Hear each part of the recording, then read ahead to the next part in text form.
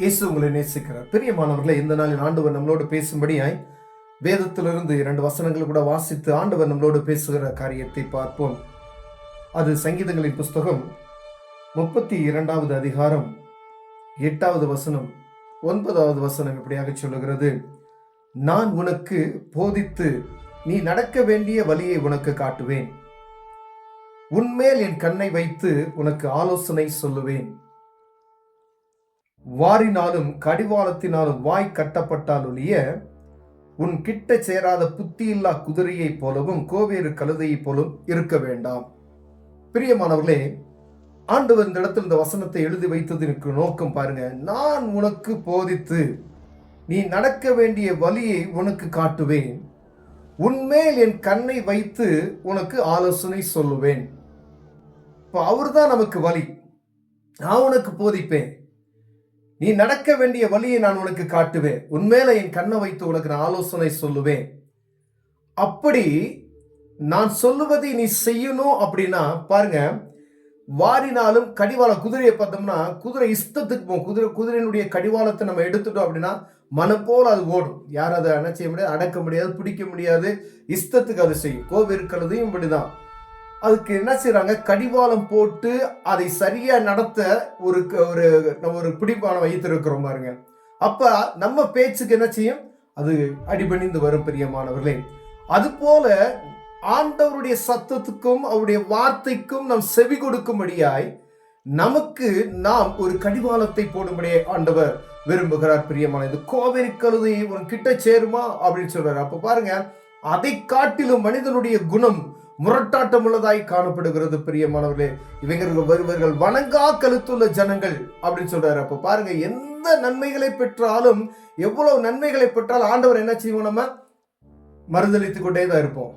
ஏன்னா நமக்கு அதே பழகிருச்சு. பழைய ஏற்பாட்டின் காலத்திலிருந்து இஸ்ரவேல் ஜனங்கள் வழிநடத்தி வந்த பாதைகளை திரும்பி பார்த்தோமே ஆனால் அவர்கள் பெற்றுக்கொண்ட நன்மைகள் ஆயிரமான நன்மைகள், அற்புதங்களும் அதிசயங்களும். ஆனா திரும்பி அவங்க என்ன செஞ்சீங்க அப்படின்னு சொல்லி கேட்பாங்க. இப்ப ஆண்டவர் பாருங்க, இது வணங்கா கழுத்துள்ள ஜனங்கள் சொல்றோம். அதே போலதான் இந்த இடத்துல நம்ம ஒரு கண்ட்ரோல்குள்ள கொண்டு வரணும் அப்படின்னு சொல்லி பரிசுத்த ஆவியானவர் நம்மை ஆளுகை செய்யும்படியாய் நம்மளை ஒப்பு கொடுக்கணும். அப்ப ஆவியானவர் என்னை கண்ட்ரோல் பண்ணணும். நான் ஒரு தவறுக்கு அடிமைப்படுத்தப்பட்டு இருக்கிற ஒரு கீழ்ப்படியாமையின் இதயத்துல இருக்கிற அப்படின்னா ஆவியானவருக்கு நம்ம கண்ட்ரோல் கொடுத்தோமா அப்படின்னு சொன்னோம்னா அவர் நம்மளை கட்டுப்படுத்துவார்.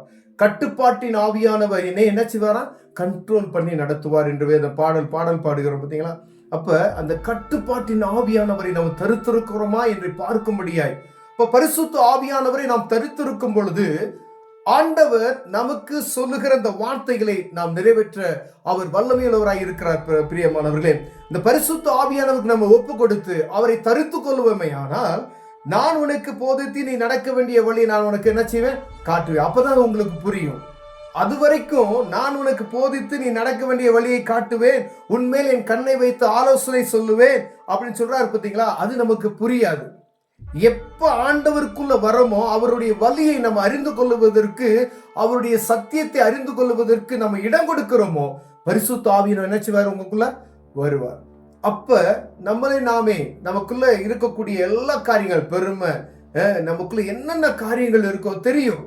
இது ஆண்டவருக்கு விருப்பமில்லாத காரியம் நம்ம செய்யறோம் அப்படின்னு சொன்னா ஆண்டவர் உணர்த்துவார். பரிசுத்த ஆவியானவர் உங்களுக்குள்ள இருந்து இது கோபப்படுற இந்த காரியத்தை தவறா நீ செய்யற, நீ கவனமா இரு அப்படின்னு சொல்லி ஆண்டவர் நமக்குள்ள இருந்து பரிசுத்த ஆவியானவர் என்ன செய்வார்னா உணர்த்தி கொண்டே இருப்பார். அந்த காரியத்தை செய்யாதபடிக்கு நமக்கு தடுத்து நிறுத்துவார். பிரியமானவர்களே, அப்போதான் நமக்கு ஆண்டவர் காட்டுகிற வழி நமக்கு தெரியும், அவர் கொடுக்கிற ஆலோசனை நமக்கு தெரியும், அவர் சொல்லுகிற காரியத்தை நம்ம செய்ய முடியும். பிரியமானவர்களே, ஆண்டவர் சொல்றார், நான் உனக்கு போதித்து நீ நடக்க வேண்டிய வழியை உனக்கு காட்டுவேன், உன்மேல் என் கண்ணை வைத்து உனக்கு ஆலோசனை சொல்லுவேன் என்கிற வார்த்தை நிறைவேறணும்னா நம்மள என்ன செய்யணும், ஒரு ஆவியானவருக்குள்ள, பரிசுத்த ஆவியானவருக்குள்ள நம்ம ஒப்பு கொடுக்கும் பொழுது குதிரைக்கு கடிவாளம் போடுகிறது போல நமக்குள்ள காணப்படுகிற முரட்டாட்டமான குணங்கள், கீழ்ப்படியாமையின் காரியம் அநேகம் உண்டு.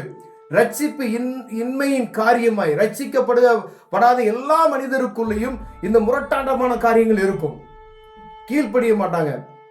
அப்ப ஆவியானவருக்கு செவி கொடுக்கும் பொழுது, ஆண்டவருக்கு செவி கொடுத்து பரிசுத்த ஆவியானவரை நாம் தரித்துக் கொள்ளும் பொழுது நம்மளை கண்ட்ரோல் பண்ணி அவர் நடத்துவார் பிரியமானவர்களே. அப்போ அவருடைய பாதையில் நம்ம நேர்த்தியா நடந்து சொல்வதற்கு நமக்கு உதவி செய்வார். அப்பொழுது அவருடைய ஆலோசனை நமக்கு கேட்கும். அவர் சொல்லுகிற பாதை நமக்கு தெரியும். நம்ம மேல என்ன செய்வாரா? கண் வைத்து ஆலோசனை சொல்வார் என்ற இந்த வார்த்தை நமக்குள்ள இருதயத்துல அபியாசப்படுத்திக் கொள்ள முடியும் பிரியமானவர்களே. ஒருவேளை நம்ம பரிசுத்த ஆவியானவருக்கு நம்ம விட்டு கொடுக்காம நம்மளை கண்ட்ரோல் பண்ண முடியாத அளவுக்கு இருக்கிறோம் அப்படின்னா, ஏதோ ஒரு பழக்கம் நம்மளை விட்டு வெளியே போக மாட்டேங்குது. ஒரு புகைப்பிடிக்கிற பழக்கமா இருக்கலாம், ஒரு டிவி பார்க்கிற பழக்கமா இருக்கலாம். சின்ன உதாரணத்துக்கு இந்த காரியத்தை சொல்றேன். உங்களுக்குள்ள ஏதோ ஒரு அடிமைப்படுத்த வைத்திருக்கிற ஏதோ ஒரு காரியம், இந்த காரியத்து நிமித்தமாய் ஆண்டவருடைய சத்தத்தை நம்ம கேட்க முடியாது, அவர் சொல்லுகிற வார்த்தையை நம்ம கேட்க முடியாது, நமக்கு வாசல் திறக்கிறதையும் நம்ம உணர முடியாது பிரியமானவர்களே. அப்படியே ஆண்டவருக்கு ஒப்பு கொடுத்த இந்த ரட்சிப்பின் அனுபவத்தை நாம் பெற்றுக்கொள்ளும் பொழுது ஆண்டவர் நமக்கு ஆலோசனை சொல்கிறதை கேட்க முடியும். கண்களை மூடி ஜெபம் செய்வோம். அன்பின் தகப்பனே, ஆண்டவரே உமக்கு ஒப்பு கொடுத்து, ஆண்டவரே நாங்க இந்த ரட்சிப்பின் அனுபவத்தை பெறுவதற்கு உதவி செய்யுங்க ஆண்டவரே. அப்போ உங்களுடைய ஆலோசனைகள் கேட்க கிருபை பாராட்டுங்க. இயேசுவின் நாமத்தில் பிதாவே, ஆமென்.